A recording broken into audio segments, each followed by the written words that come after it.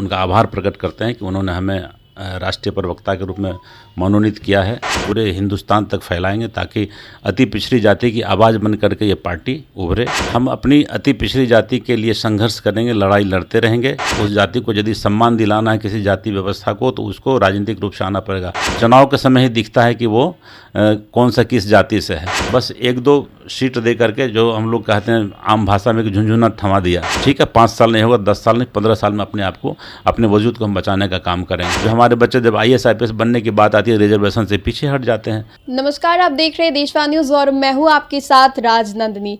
बेहद जरूरी दिन होने वाला है राजनीतिक दृष्टिकोण से, लेकिन दूसरी तरफ हम बात करें इस लोकसभा चुनाव 2024 से पहले कई ऐसे मुद्दे सामने आए, देश के सामने कई ऐसे मुद्दे सामने आए जिस पे सोचना बेहद जरूरी था। हम बात कर रहे हैं अति पिछड़ा समाज का, जिस पे कहीं ना कहीं ऐसा आशंका जताई जाती है कि उसे नजरअंदाज किया जाता है सरकार, केंद्र सरकार के द्वारा। तो इस मुद्दे पे आज हमारे साथ बातचीत करने के लिए आम जनता पार्टी के राष्ट्रीय प्रवक्ता डॉक्टर CK ठाकुर हैं। सर, क्या कुछ कहना चाहेंगे? पहले तो आपको बहुत बहुत बधाई हो। जी, धन्यवाद आपको।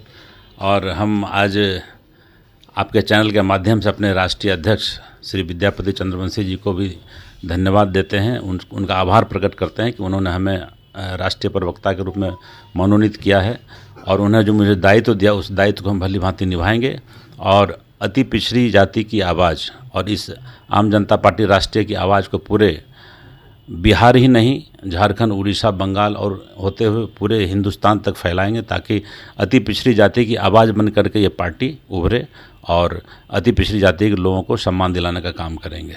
सर, आपको बहुत बड़ी भूमिका दी गई है। जिस तरीके से लगातार ऐसे बयानबाजियों में ये सुनने को मिलता है कि अति पिछड़े समाज को नज़रअंदाज किया जाता है और उसी बीच आपको राष्ट्रीय प्रवक्ता बना दिया जाता है, क्या कुछ भूमिका रहेगी आपकी? देखिए, हम चाहे केंद्र की सरकार हो या राज्य की सरकार हो जी, हम अपनी अति पिछड़ी जाति के लिए संघर्ष करेंगे, लड़ाई लड़ते रहेंगे।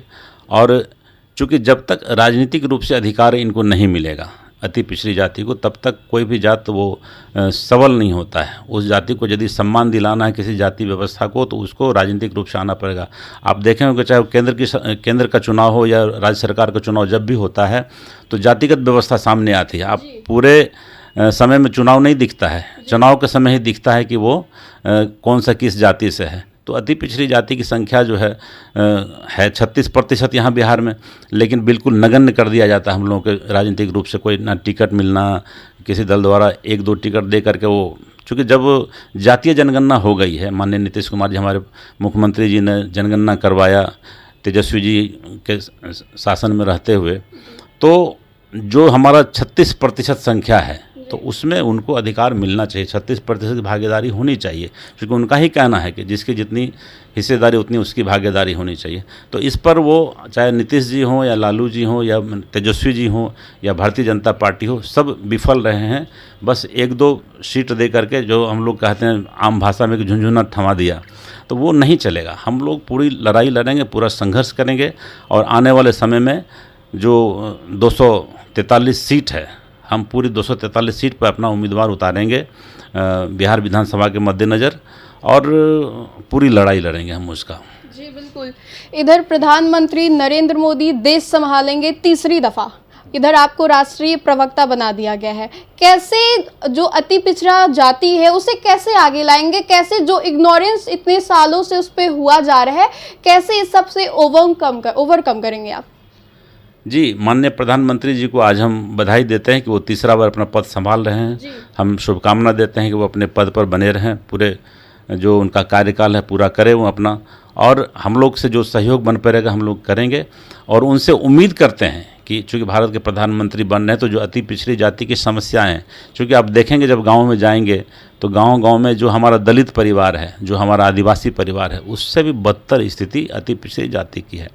तो उसको केवल भोजन देना ही नहीं है, रोटी कपड़ा और मकान से बढ़ कर के है कि उनको जो राजनीतिक रूप से आप जब सबल बनाएंगे, किसी भी जाति की व्यवस्था की होती है कि जब वो राजनीतिक रूप से सबल होगा तो निश्चित रूप से उसका समाज में मर्यादा बढ़ता है, उसका सम्मान बढ़ता है। तो राजनीति में उनको लाने की ज़रूरत है और उस बीच से हम आपके चैनल के माध्यम से माननीय मुख्यमंत्री नीतीश कुमार जी, चूँकि वो एनडीए के हिस्सा हैं, आज सरकार में भी वो भाग ले रहे हैं, माननीय प्रधानमंत्री जी से और जो विपक्ष के नेता हैं तेजस्वी जी, हम इन सभी लोगों से डिमांड करते हैं, उनसे मांग करते हैं कि अति पिछड़ी जाति को ध्यान रखते हुए यदि आप गठबंधन में हमारे साथ हमको शामिल करते हैं अपने साथ, तो हम काफ़ी खुल करके साथ आएंगे और आप लोगों को सम्मान दिलाएंगे। नहीं तो हम 243 सीट पर अपनी लड़ाई लड़ेंगे और ठीक है, 5 साल नहीं होगा, 10 साल नहीं, 15 साल में अपने आप को, अपने वजूद को हम बचाने का काम करेंगे। चूँकि अति पिछड़ी की लड़ाई जब तक जननायक कर्पूरी ठाकुर ने बीड़ा उठाया था, चूँकि उनकी ही देन है कि आज अति पिछड़ी जाति के लोग शिक्षक बनते हैं, डॉक्टर बनते हैं, इंजीनियर बनते हैं। लेकिन अब जब IAS IPS बनने की बारी आई तो वहाँ अब एक क्रीमी लेयर ला दिया जाता है। तो क्रीमी लेयर में हम लोग कहीं न कहीं फंस जाते हैं। जो हमारे बच्चे जब IAS IPS बनने की बात आती है, रिजर्वेशन से पीछे हट जाते हैं, तो उस रिजर्वेशन का फ़ायदा हमें नहीं मिल पाता। तो हम आपके चैनल के माध्यम से हम माननीय प्रधानमंत्री जी नीतीश कुमार जी से डिमांड करते हैं कि जो क्रीमी लेयर का मामला है उसको, उसमें संशोधन करने की ज़रूरत है। और जो रिजर्वेशन माननीय नीतीश कुमार जी जो रिजर्वेशन दिए, उसमें जो अति पिछड़ी जाति को उन्होंने 18 से 25 किया और पिछड़ी जाति को उन्होंने 12 से 18 किया। तो देखिए वहाँ भी क्या है कि अति पिछड़ी जाति को मात्र 38% जो है वो उसको ये मिला और उनको पिछड़ी जाति को 50% रिजर्वेशन मिलता है। तो ये भी एक सोचने का विषय है। तो माननीय मुख्यमंत्री जी से हम कहेंगे कि बार और इस पर विचार करने की ज़रूरत है। तो ये सारे मुद्दे को लेकर के हम लोग आगे बढ़ेंगे और अति पिछड़ी जाति को सम्मान दिलाने का काम करेंगे। जी बिल्कुल। एक आखिरी प्रश्न होगा, विधानसभा चुनाव होने वाली है, लगता है किसी पार्टी के साथ अगर आप गठबंधन करते हैं तो उससे आपकी पार्टी को कुछ फायदा होगा? कौन सी पार्टी होगी जिसके साथ आप चाहते हैं कि गठबंधन करें? देखिए, जो सम्मानजनक सीट हमारे साथ समझौता करेंगे। जी। आपने देखा होगा कि चूँकि दलित परिवार से रामविलास पासवान जी आते हैं, आज उनके लड़के हैं चिराग जी, तो भारतीय जनता पार्टी और नीतीश जी के साथ अलायंस करके वो आगे बढ़े।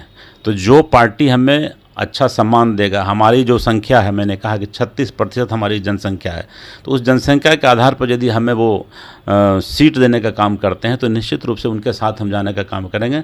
अभी मैं कैसे कहूँ कि किसके साथ जाऊँ, लेकिन जो हमें अच्छा सम्मान देने का काम करेंगे, जो अच्छा सीट देंगे, हम उनके साथ जाने का काम करेंगे और अति पिछड़ी जाति की आवाज़ को आगे बढ़ाएंगे। एनडीए के साथ जाएंगे? ये अभी नहीं कह सकते हैं खुल करके, एनडीए हो या इंडिया हो।